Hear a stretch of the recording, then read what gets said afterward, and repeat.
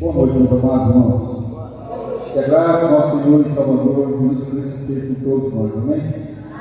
Lá em João capítulo 8, verso 32.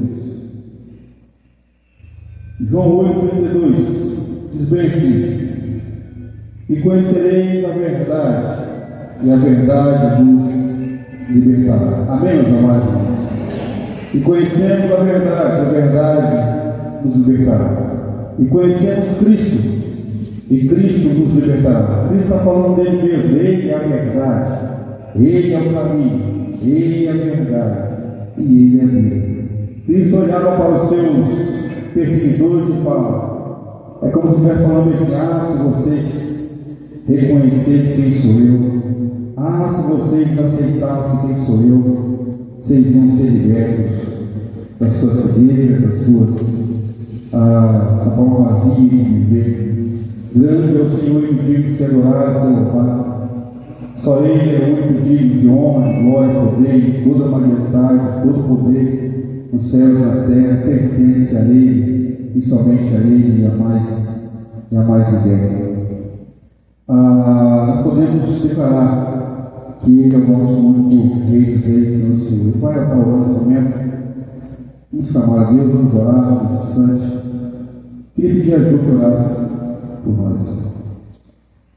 Vamos orar, Senhor Deus, nós nos colocamos diante da Tua presença neste momento, Deus, já agradecidos a Ti, Senhor, reconhecendo a Tua grandeza, a Tua bondade, a Tua fidelidade, Deus. Ó Pai, nós Te agradecemos, ó Deus, por ser esse Deus tão maravilhoso, ó Deus, tão grandioso, e ainda assim, ó Deus, amar a cada um de nós, cuidar de cada um de nós, ó Deus, mesmo nós tão pequenos, ó Deus, tão inferiores, ó Pai, o Senhor ainda assim, apesar de toda a Tua grandeza, de toda a Tua glória, o Senhor escolheu nos amar, Pai, e nos deu esse privilégio, ó Deus, de podermos adorar o Senhor, de podermos exaltar o Teu nome, de podermos estar aqui reunidos, ó Deus, na Tua casa, Deus. Louvado e bendito seja o Teu nome, Deus, por tudo, Senhor, por tudo que és, por tudo que faz por nós, ó Deus, e por tudo que ainda fará, Senhor. Nós queremos colocar em Suas mãos, ó Deus, as nossas vidas neste momento, colocar diante do Senhor a vida de cada filho e filha do Senhor que aqui está, ó Deus, pedindo ao Senhor que venha nos abençoar, que venha falar aos nossos corações através, ó Deus, deste culto, e que venha também usar as nossas vidas, ó Pai, como vaso em Suas mãos, ó Deus. Queremos pedir ao Senhor, ó Deus, pela vida daqueles Teus filhos, daquelas Suas filhas que estão enfermas, ó Pai, e que não puderam estar aqui essa noite, ó Deus. Que o Teu amor, que o Teu bálsamo de cura encontre a cada um neste momento, ó Deus, seja derramado sobre a vida dos Seus filhos, a cura, a restauração, Senhor Deus, o renovo, Pai. Cuida, Deus, de cada um, Pai. O Senhor conhece a necessidade, o coração de cada um dos Seus filhos, por isso nós nos entregamos diante do Senhor, Pai. E pedimos, ó Deus, para os nossos corações neste culto, ó Deus, que a Tua presença seja sentida por todos nós, ó Pai. Fica conosco, ó Deus, em nome de Jesus. Amém. Amém. A ceia do Senhor, ela é um momento muito especial. A ceia do Senhor é como se nós renovássemos a nossa aliança com Deus. É uma testificação, é uma afirmação de que nós realmente cremos no Senhor Jesus, de que nós reconhecemos todo o senhorio dele, toda a grandeza dele, reconhecemos todas as suas promessas, reconhecemos que um dia ele irá, assim como ele foi, ele irá voltar para levar a tua igreja. A ceia do Senhor é um momento muito especial, ela promove na vida do homem e da mulher, do crente que um dia foi batizado do Pai, do Filho e do Espírito Santo, que está em pleno acordo, em plena ordem com a sua igreja. Ela consegue a oportunidade, o privilégio de declarar para o mundo inteiro, assim como o batismo é uma declaração, uma profissão de fé para o mundo e as trevas, a ceia também tem esse mesmo poder, essa mesma característica de anunciar o Senhor Jesus. Eu queria ler com vocês essa noite, antes de nós encerrarmos, logo no início do culto, dois textos. Um se encontra em Lucas capítulo 22, o último momento de Jesus, a última ceia, o último banquete de Jesus com seus discípulos. E está lá no verso 19, o verso 20, e depois eu queria ler o texto de 1 Coríntios capítulo 11. Mas Lucas 22, verso 19 ao verso 20, ele está falando sobre a ceia, né? E ele fala bem assim, e tomando o verso 19, capítulo 22 de Lucas, e tomando um pão, tendo dado graças, partiu e lhes deu, dizendo: isso é o meu corpo, oferecido por vós, fazer isso em memória de mim. Semelhantemente, depois de cear, tomou o cálice, dizendo: este é o cálice da nova aliança, no meu sangue, derramado em favor de vós. Os dois textos, tanto Lucas 19, verso 20, Lucas 18, verso 19 e o verso 20, nos mostra como com profundidade o Senhor Jesus ele faz uma analogia entre o pão que ele partiu e ele faz a mesma coisa com o vinho. Ele faz uma analogia, olha só, pegando Jesus o pão e parte da graça a Deus, diz: este que você está recebendo é o meu corpo que é dado em favor de vocês. E ele fala, semelhantemente, após a cear, após o pão, Cristo pega o vinho e ele faz a coisa, agora ele dá uma ênfase. Esse é o sangue, esse cálice é o simbolismo do sangue, a nova aliança, ou seja, a passada não mais existe, mas agora a nova aliança em mim, e fazer isso todas as vezes que vocês comerem e beberem em memória de mim. O que significa isso? Quando nós ceamos ao Senhor, quando nós adoramos ao Senhor, a ceia tem que ser um momento de gratidão, um momento de entrega, um momento de confirmação, é um renovo da minha fé para com meu Deus, é um testificar, é um anunciar: olha, no meio de tudo isso, eu creio no Senhor Jesus, sei como Ele veio, sei o que Ele fez, Ele sofreu, Ele padeceu, teve seu corpo totalmente dilacerado, teve seu corpo pregado naquela cruz, teve um sangue puro e derramado em favor de mim, em favor de cada um de nós. A ceia ela não é algo individual, a ceia é algo no conjunto, é para a igreja, junta em um só propósito, em um só objetivo: adorar ao Senhor, exaltar ao Senhor, declarar para o mundo e as trevas: o meu Senhor vive e reina para sempre.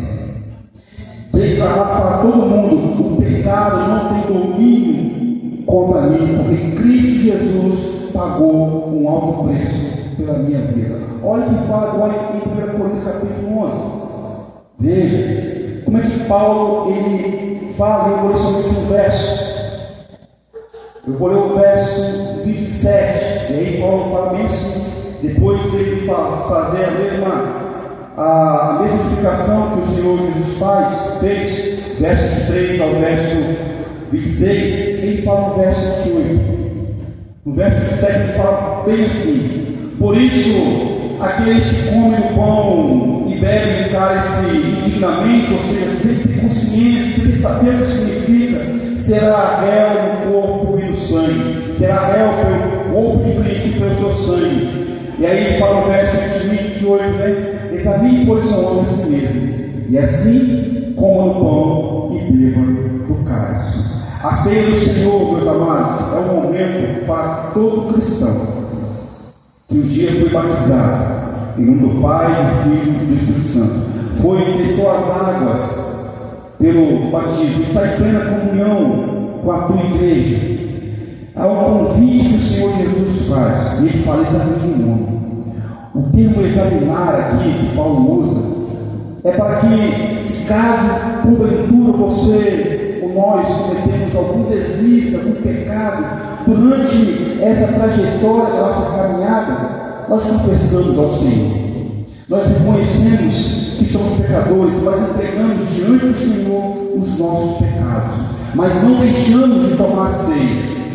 Não. Por qual motivo? Quando eu deixo de tomar ceia, eu pequei, não quero tomar ceia, é uma opção sua. Mas quando você faz isso, quando nós fazemos isso, eu estou declarando que o meu pecado tem mais poder do que o Cristo Jesus que na cruz pagou o preço para mim. Depois ele fala: examine o homem.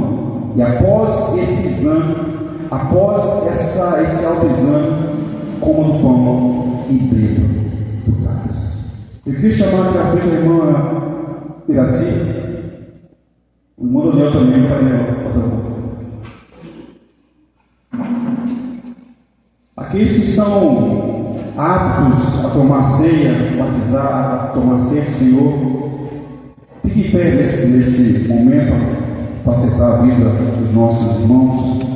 Então, vamos orar nesse instante. Eu abri para aqueles que não puderam estar nesse momento. Vamos orar pelo pão e pelo vinho nesse instante. Pai, em tuas mãos poderosas, te damos graças, Deus, por essa rica oportunidade, por esse privilégio maravilhoso de cear o Senhor, de cultuar o Senhor, de exaltar o Senhor. Louvado seja o Senhor, ó Deus, pelo pão que o Senhor nos concede nesse momento. Um pão que simboliza o sangue, o corpo do Senhor, que foi despedaçado, moído pela tua igreja, por cada homem e mulher que um dia foi salvo e hão de ser salvos ainda.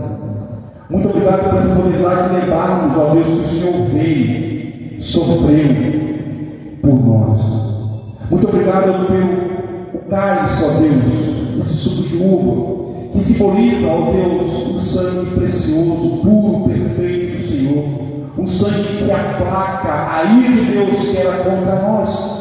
Um sangue que nos traz libertação, que nos traz cura, que nos traz renovo. Um sangue que nos traz purificação. Um sangue que nos traz salvação. Um sangue pelo qual o preço foi pago na cruz do Calvário, para conceder a cada um de nós a oportunidade de salvação em Cristo Jesus.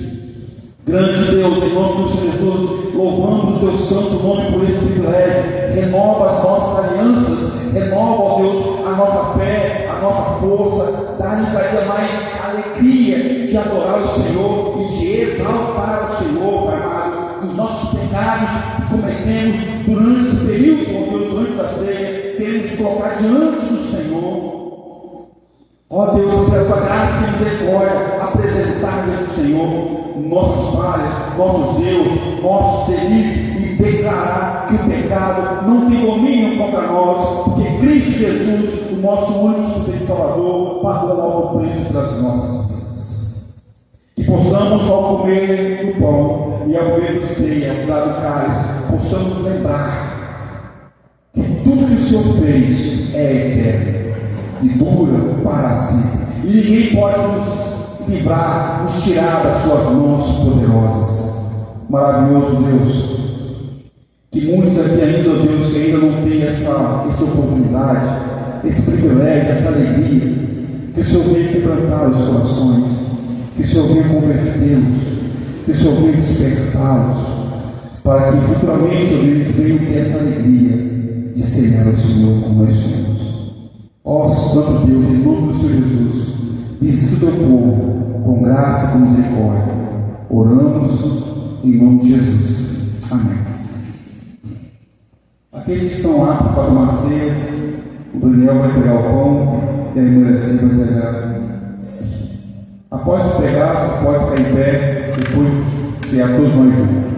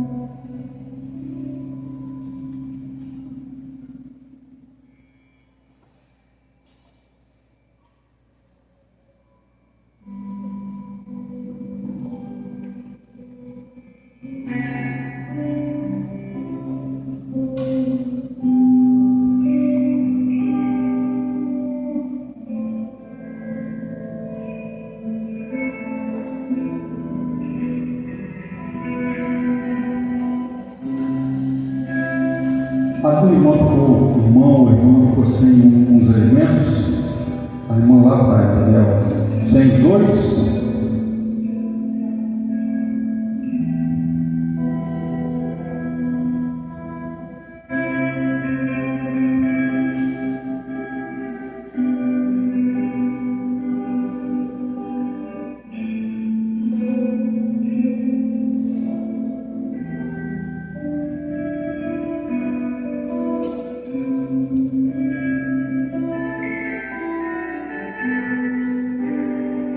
Mas o irmão for sem,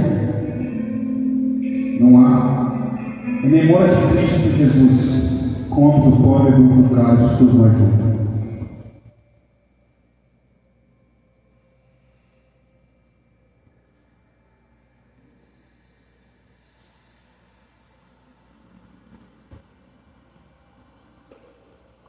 A irmã Garcia está orando nesse momento.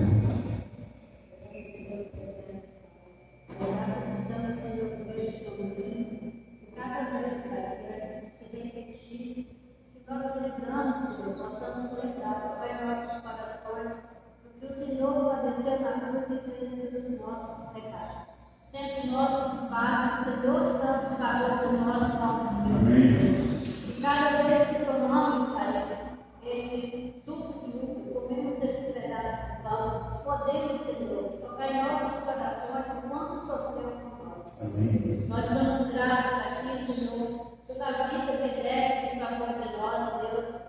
Pai, que aqueles que ainda não te conhecem, venham sentir essa mesma alegria que nós sentimos quando fizemos esse ato, Pai.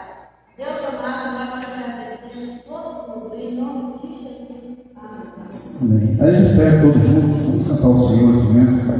Os irmãos podem deixar todo o cálicezinho assim, depois pega. Vamos cantar.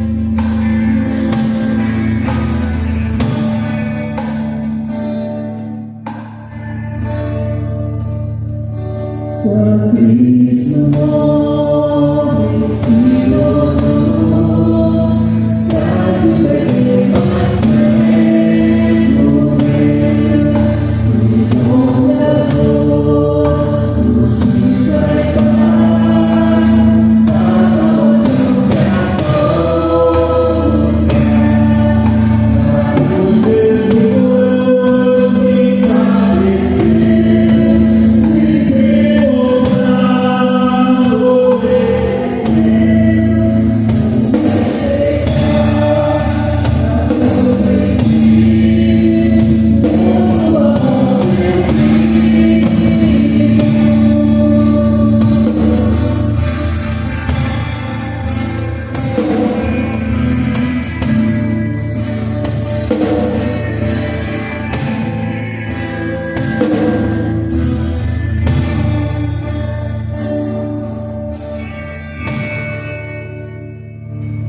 Pai,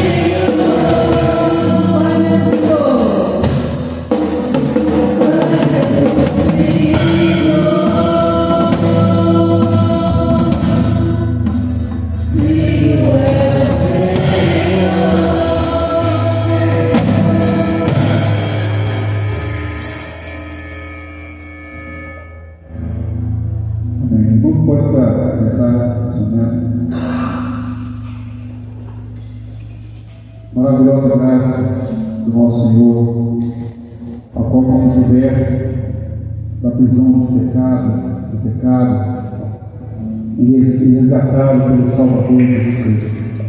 Essa canção fala sobre isso. A canção, vamos cantar hoje, eu quero ler aqui. Aí tem a projeção ali. Possamos falar ao Senhor.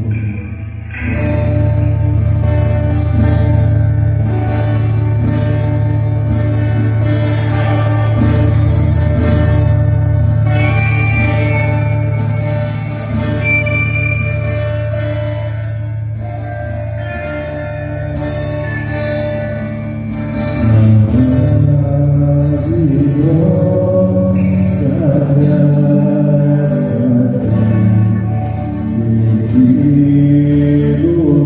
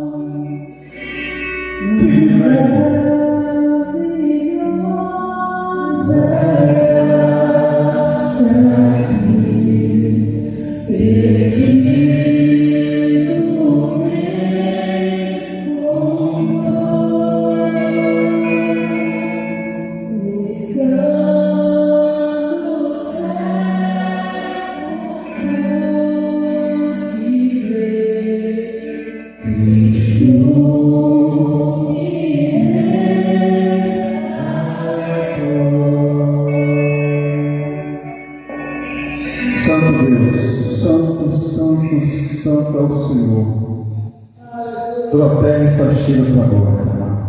Louvado seja o Senhor pela tua grandeza, pela tua misericórdia, pela tua maravilhosa graça, que um dia nos chamou das trevas, nós, cegos, mortos em nossos delitos e pecados, nós que vivíamos distante do Senhor, sem rumo e sem direção, sem perspectiva, sem esperança,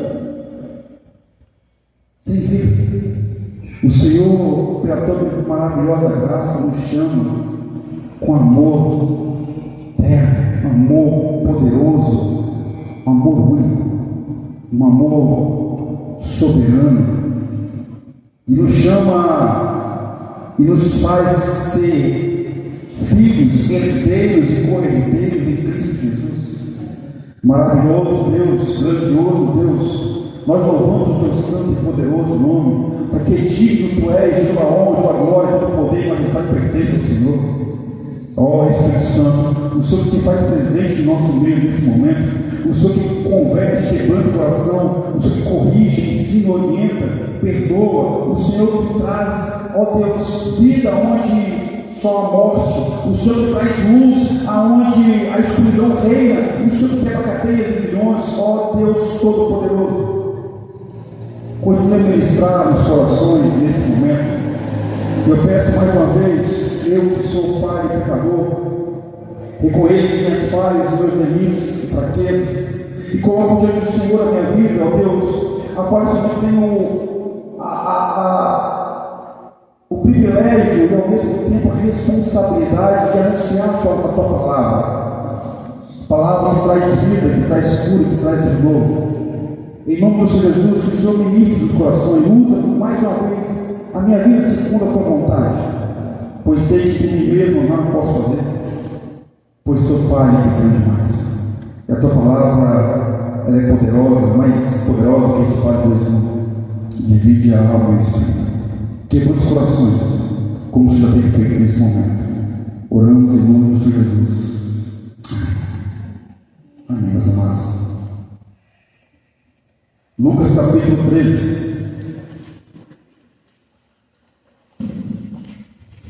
Lembrando que hoje, após o culto, nós temos um delicioso mocotó. Esse tempinho frio, talvez se você estiver um pouco fraco, coma um pouquinho, mas coma para ficar forte novamente. Sentado, para não bambear as pernas.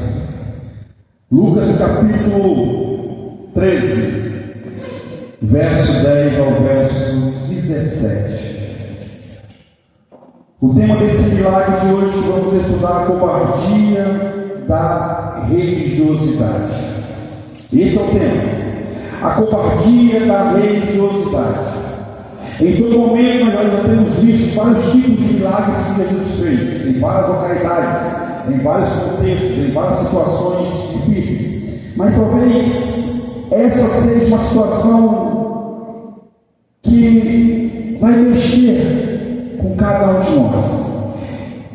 Porque muitas vezes nós abrimos mãos de coisas tão importantes como nos reunimos para adorarmos ao Senhor, como nos reunimos para cultuar, como nos reunimos para estudar a Bíblia, orar junto.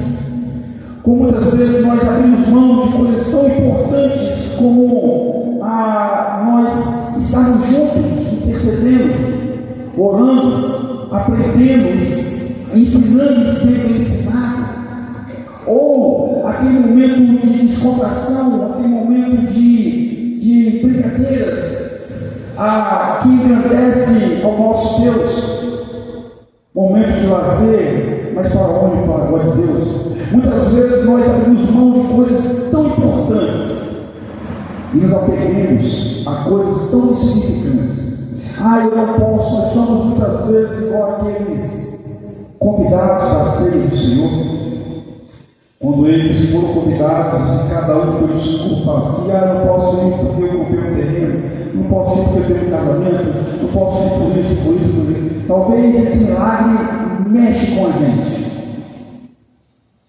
E espero que Deus assim faça, para que nós venhamos realmente a entender quão preciosa é o momento de estarmos juntos, adorando, exaltando o nosso Deus. Quão importante é nós estarmos reunidos em intercessão, seja no meu lar, mas eu ligado com o meu irmão, orando, clamando. Como é importante nós realmente não abrirmos mão da palavra de Deus, da comunhão com Deus. A covardia da religiosidade. Lucas capítulo 13, verso 10 até o verso 17. Ele fala bem assim para nós: ora, ensinava Jesus no sábado, num dia, e só no sábado, numa das sinagogas, veio ali uma mulher, possessa de um espírito de enfermidade. Havia já 18 anos. Andava ela encurvada, sem medo algum, sem de modo algum poder endireitar-se. Vendo-a, Jesus chamou e disse: mulher, estás livre da tua enfermidade. E, impondo-lhe as mãos, ela imediatamente endireitou-se e dava glória a Deus. Verso 14.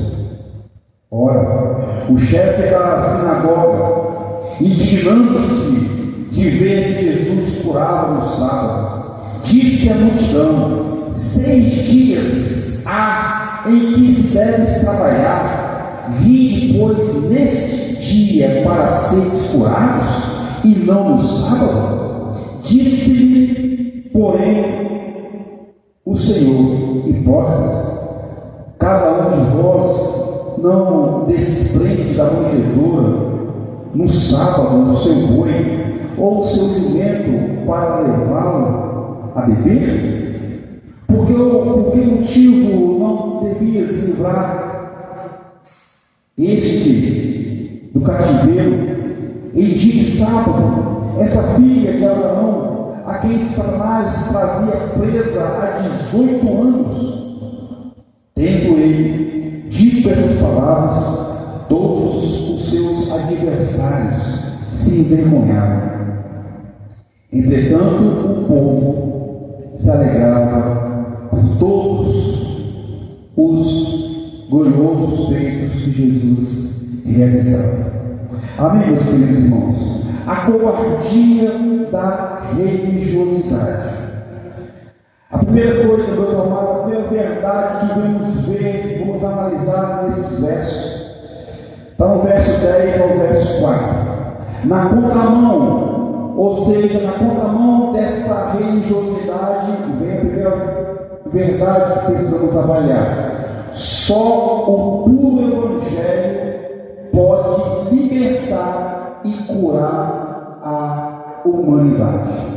Só o puro Evangelho vai na contramão dessa religiosidade, enquanto a religiosidade caminha no caminhar de covardia, caminha no caminhar por si mesmo, por si só o puro Evangelho pode realmente trazer libertação e cura para a humanidade.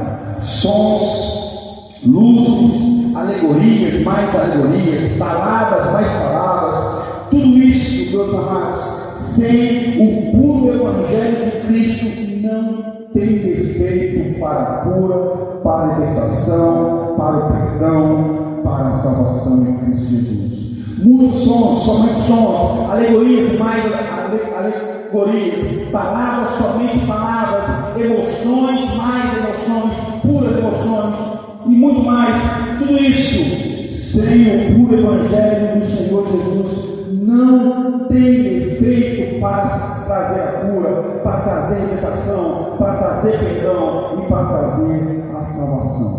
Antes, tudo isso que eu falei, antes traz uma falsa cura, uma falsa libertação, um falso perdão e uma falsa salvação. Não produz uma conversão genuína, não produz uma intimidade genuína com o Senhor Jesus. Produz sim uma religiosidade vazia, sem Deus, sem esperança, sem Cristo e sem salvação. Uma simples religiosidade e nada mais. Por qual motivo? Porque só pelo puro Evangelho centrado em Cristo Jesus, só esse Evangelho puro, a palavra de Deus, viva, ensinada e aprendida e vivida, só esse puro Evangelho pode produzir a cura verdadeira, a libertação verdadeira, o perdão verdadeiro, a salvação verdadeira. Veja isso. Em todo momento, Jesus, durante a sua vida, durante o seu período ministerial, de mais ou menos 2 anos e meio, 3 anos, para fecharmos a soma, durante esse período do seu ministério de ensino, de testificação, de cura, de libertação, Jesus sempre, ele não abria mão de ensinar. Pode olhar aí o verso 10. Estava Jesus estava a ensinar na sinagoga, às vezes na sinagoga, às vezes na beira-mar, às vezes no jardim, às vezes no alto do monte, às vezes à beira da praia. Em todo momento Jesus não abria mão do ensino puro e verdadeiro da palavra de Deus. Por quê? Porque ele sabia que só o puro Evangelho, e conhecereis a verdade vos libertará. Por que ele falou isso? Porque ele sabia que só pelo Evangelho puro do Senhor Jesus, puro de Deus, pode trazer libertação ao homem. Porque ele sabia que os ensinos religiosos dos mestres da lei não passavam de ensino. É por esse motivo que onde ele chegava, aonde ensinava, as pessoas se admiravam e todos ficavam pasmos, com tamanha autoridade, e todos diziam: nunca vimos tamanha autoridade para ensino. Por quê? Porque Jesus, ele tinha a prioridade dele, ensinar o caminho para a cura, para a libertação, para o perdão e para a salvação, o Evangelho dele. É o verso 10 que mostra isso. Veja o verso 11. O verso 11 vem na sequência do verso 10, claro, por qual motivo? Jesus estava a ensinar, e é interessante, veio uma mulher, deixa eu ver a minha folha aqui, veio uma mulher, olha o foco dessa mulher, olha o foco que o verso dá. Essa mulher era mulher possessa de espírito, de enfermidade. A enfermidade dessa mulher provavelmente era causada por um espírito que fazia ela andar encurvada, somente assim, não conseguia olhar para cima, porque a sua coluna não conseguia virar, ficar reta. Essa mulher tinha uma opressão, tinha um espírito há 18 anos, e há 18 anos essa mulher ia na sinagoga. Olha que interessante. Há 18 anos havia opressão sobre ela, andava enferma, 18 anos presa e oprimida, andava curvada, sem poder endireitar-se. Não tinha o privilégio de andar com a cabeça erguida. 18 anos sendo oprimida. Veja como é que é a sequência. Jesus está a ensinar, e de repente vem uma mulher no meio da sinagoga, encurvada. Primeira observação nesse verso 11: o puro Evangelho do Senhor atrai pessoas que hão de ser salvas. Jesus a ensinar, de repente vem essa mulher. Para quê? Para ouvir esse Evangelho de salvação. Essa foi a primeira observação do verso 11. Só o puro Evangelho é como um ímã, como diz o texto, o próprio Deus. É Ele que envia aqueles que amam de ser salvos. É o Espírito de Deus que atrai as pessoas, porque somente Ele converte o homem do pecado, do juízo e da justiça. Somente Deus atrai essa mulher para ser salva. Essa é a primeira observação. A segunda observação: a mulher, com toda dificuldade, estava no melhor lugar para ela, na sinagoga. Ela não olhou a sua dificuldade. Eu não consigo andar direito. Eu não consigo me endireitar. Que vergonha. Não, essa mulher não se preocupou com coisas pequenas, triviais, como muitas vezes nós nos preocupamos. Ela não usou desculpas para não cultuar a Deus. Ela não usou meios humanos para não. Simplesmente ela foi no local certo, na hora certa, no momento certo. 18 anos sofrendo, e essa mulher estava nesse momento aonde o Senhor Jesus estava. Não usou desculpa para ir na sinagoga, para ir na igreja, para estar juntos. Não, ela estava lá. Veja o verso 12. O verso 12 é interessante, porque ele traz 3 verbos sequenciais: vê-la, chamou, está. Verbo ver, chamar e o verbo estar. O verso 12 traz 3 verbos afirmativos. Veja, todo mundo à sua volta, um monte de pessoas à sua volta. Jesus, de repente, ele para o seu ensino, olha para o lado, ou para a frente, ou para trás, não sabemos, mas Jesus, de repente, para e vê essa mulher, e chama essa mulher, e diz: mulher, veja, estás, verbo afirmativo, estás livre da tua enfermidade. 3 verbos afirmativos. Ele vê, ele contemplou, ele adentrou no coração dessa mulher, ele chamou: vem cá, não fique mais no canto escondido, não fique mais aí, venha para o meio, venha para cá, e a partir de agora você não está mais enferma, você vai ser endireitada. Veja o verso 13, meus amados, depois do verso 12, esses 3 verbos de afirmações: vê, chamou, e estás limpa, estás curada. Olha o verso 13, 2 ações contém o verso 13, você pode ler comigo aí.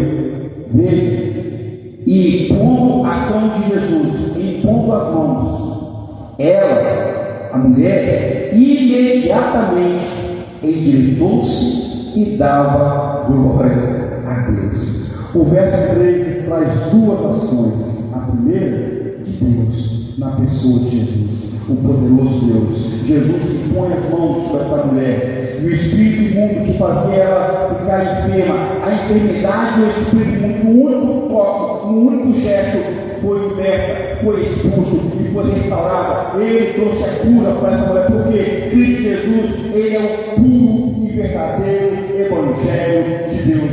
Cristo Jesus, ele é a palavra, ele é o poder de Deus. É ele. A primeira ação de Deus, de Jesus, na pessoa de Jesus. A segunda ação dessa mulher não foi outra, a não ser dar glórias a Deus. A mulher possessa, a mulher enferma, nesse momento, num ato, ela começa a glorificar a Deus, a agradecer a Deus, a exaltar a Deus, no meio do caos, meus amados, no meio do caos da vida. Só o puro Evangelho de Jesus pode trazer alívio em meio às suas dores, pode trazer libertação onde só há prisão, pode trazer luz no meio das trevas, pode trazer vida no meio da morte.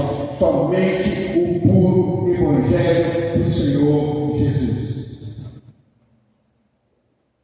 A covardia da religiosidade, ela oprime os homens a viverem o cristianismo frio, falso, sem perdão, sem salvação.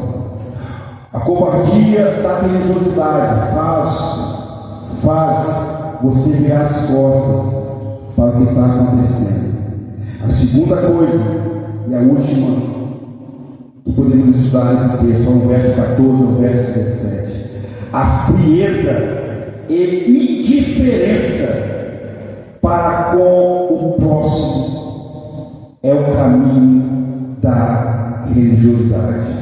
Frieza e indiferença para com o próximo é o caminho da religiosidade. Fuja da religiosidade. Deus não chamou homens e mulheres, Deus não pagou alto preço na cruz do Calvário para que a sua igreja vivesse somente uma religiosidade. Religiosidade produz fanatismo. Religiosidade não traz salvação. Religiosidade não traz perdão. Religiosidade traz covardia, traz orgulho, traz podridão no meio da igreja. Não seja uma pessoa religiosa, sejamos nós cristãos, homens e mulheres salvos por Cristo Jesus. A religiosidade, meus amados, tem afastado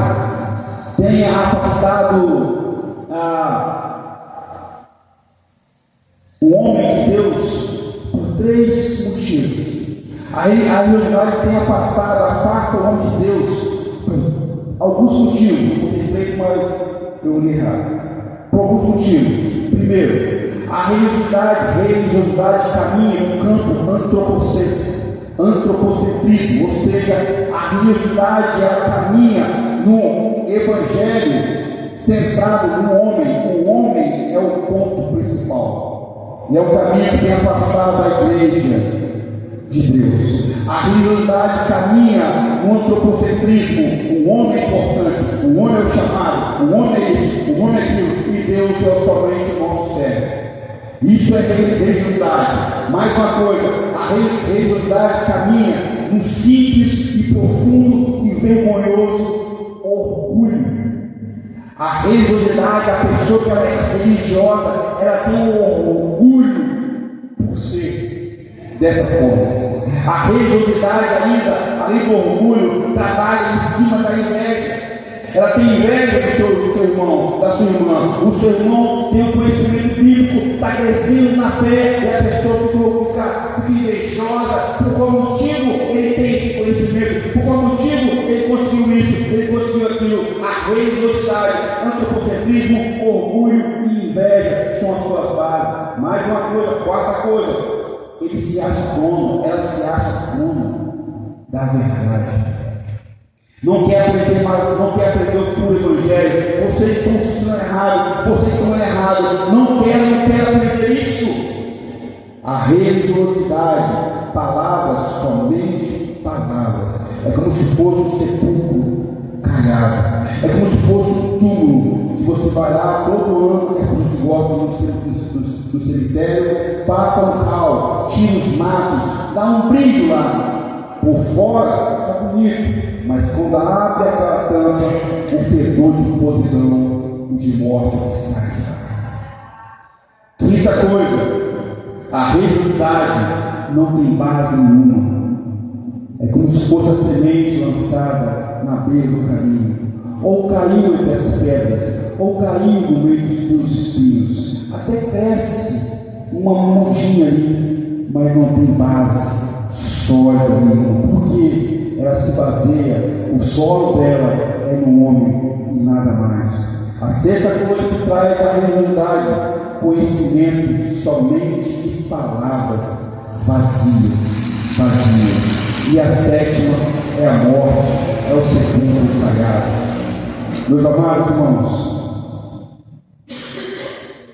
somente o Evangelho de Jesus, somente Jesus pode trazer a pureza e a perfeição. Veja o verso 14, veja se não é isso que está no verso, veja se não é a frieza, a indiferença para com o próximo. Veja, o verso 14 vai falar aí do chefe da sinagoga, aquele que estava plantando naquele momento, aquele que era responsável pela liturgia do culto, aquele que era responsável pela manutenção do culto da sinagoga naquele momento. Tinha uma escala, cada um tipificava, e havia agora desse homem. Estava esse homem, olha o chefe da sinagoga, a sua postura diante do milagre. O chefe da sinagoga indignou-se ao ver Jesus curar no sábado. Veja, disse à multidão: vocês podem vir aqui 6 dias na semana, não tem problema, mas olha só, no 7º dia não venha se curar. Veja como é que a religiosidade ela trabalha em cima do antropocentrismo, do orgulho, da inveja, contra a verdade, sem base, sem conhecimento, vazia. Uma frieza, uma covardia, uma mulher de 18 anos, possessa e enferma, sendo oprimida, e esse homem, e essas religiões, e esses líderes não faziam nada. Com certeza essa mulher ia à sinagoga, e ninguém fazia absolutamente nada. Vai embora, 6 dias, não vem no sábado.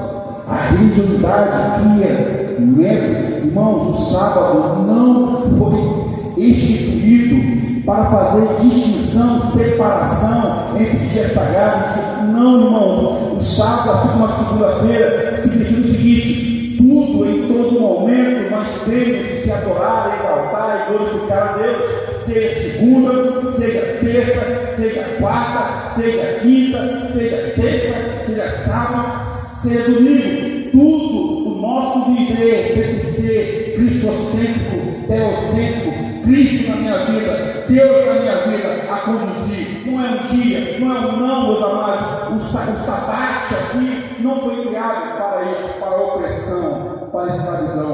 É o que esse homem vivia. Olha a covardia deles. Olha o verso 15. Olha o choque de realidade entre o puro evangelho e a religiosidade que consegue, que está a mostra aqui. Disse-lhe, porém, o Senhor, diz, porém, Jesus, hipócritas. Jesus tira do singular ao chefe da sinagoga. Ele sabia que todo mundo, todos os hipócritas, todos os líderes religiosos que estavam ali para acusar Jesus, pensavam e viram da mesma forma. E aí ele sai do singular e vai para o plural. Vocês, homens religiosos, vocês líderes que deveriam ensinar o puro evangelho, vocês religiosos, vocês não passam de hipócritas, usam máscaras e nada mais. Cada um de vocês desprende, desamarra da manjedoura o seu boi ou o seu jumento, porque ele precisa comer e ele precisa beber. Presumo. Faz uma coisa, fala uma coisa, mas vive outra. Vocês trabalham, mas não querem que essa mulher seja curada. A postura do chefe da sinagoga é a postura de todos os demais homens. Uma desvalorização completa existia. Olha o verso 16. A realidade crua e dura que Jesus coloca diante deles. O verso dele fala: vocês desprendem os seus bois e os seus jumentos, porque se beber e comer. Olha o verso 16. Por que motivo, ou por qual motivo, não deveria livrar deste cativeiro em dia de sábado esta filha de Abraão, essa irmã de vocês, essa mulher que havia 18 anos sendo oprimida por Satanás? Por qual motivo vocês não valoram tanto os seus animais, os seus bens, e não valorizam o que é mais importante? Trazer a cura e a libertação para essa mulher. A realidade dura e crua, meus amados. A religiosidade traz só covardia, não traz perdão, não traz salvação. O verso 17 traz duas verdades. A primeira é a prisão e a segunda é a libertação. E eu vou finalizar com esse verso. O verso 17, ele fala bem assim, depois que falou tudo isso. O verso 17: tendo se envergonhados, tendo eles dito essas palavras, todos os seus adversários se envergonharam. Prisão nesse momento. A primeira parte desse verso traz uma prisão, porque a religiosidade, ela aprisiona o homem. Esses homens, por mais que Jesus mostrou a verdade dura e crua para eles não se arrependeram. Eles não se arrependeram em nenhum momento, eles se envergonharam. Eles sentiram aquela vergonha de tal ação, mas não teve mudança.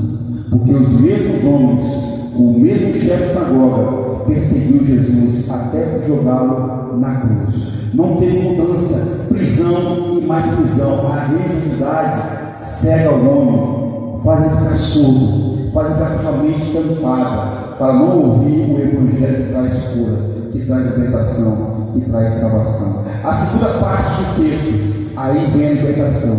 Entretanto, o povo se alegrava por todos os gloriosos feitos que Jesus realizava. De um lado tem a prisão, a religiosidade.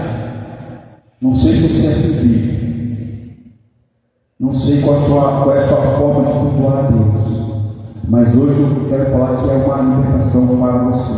E a libertação está contida em Cristo Jesus, o puro Evangelho. Todo o povo adorou o Senhor, exaltou o Senhor, reconheceu que só Ele é Deus para trazer libertação.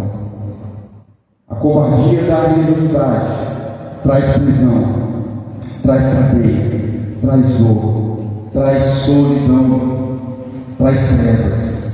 O puro Evangelho do Senhor Jesus traz cura, libertação, perdão, família e salvação.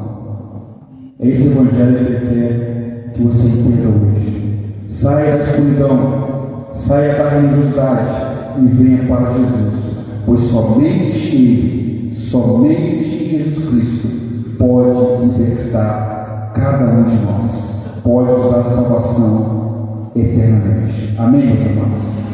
Que Deus te abençoe. Que Deus nos abençoe nessa noite. Vamos orar ao Senhor. Vamos exaltar o Senhor. Santo Deus, pela tua bondade, misericórdia e graça, louvamos o teu santo e poderoso nome, pela majestade e pela tua grandeza. Obrigado, Deus, por tudo. Obrigado pela tua palavra. Obrigado por esse momento. Obrigado pela certeza, Deus, de salvação que o Senhor nos concede. E agora eu coloquei em suas mãos, cada um que você faz presente.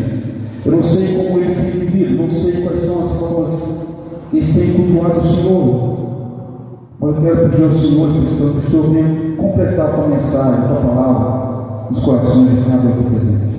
Que o teu puro Evangelho seja a raiz lançada em boa terra e venha germinar e produzir uma árvore cheia de frutos de arrependimento, de perdão, de salvação, de adoração ao Senhor Jesus.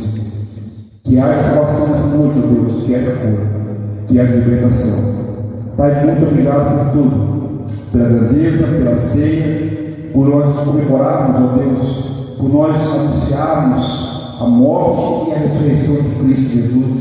Obrigado por essa alegria de cearmos com a família do Senhor, lembrarmos de tudo que o Senhor fez por nós até hoje. Leva-nos em paz, ó Deus, dá-nos uma noite abençoadíssima na tua presença.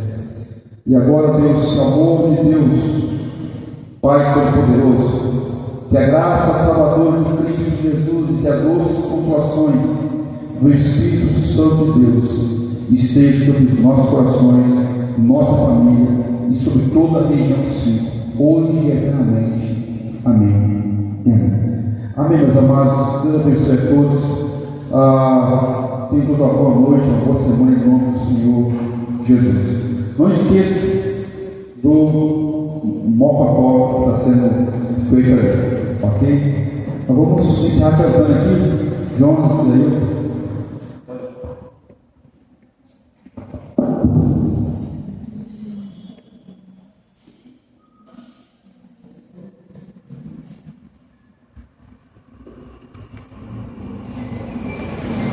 Vamos ficar em pé, quem puder, e com essa canção que pode estar em liberdade para os seus lares, por Jesus.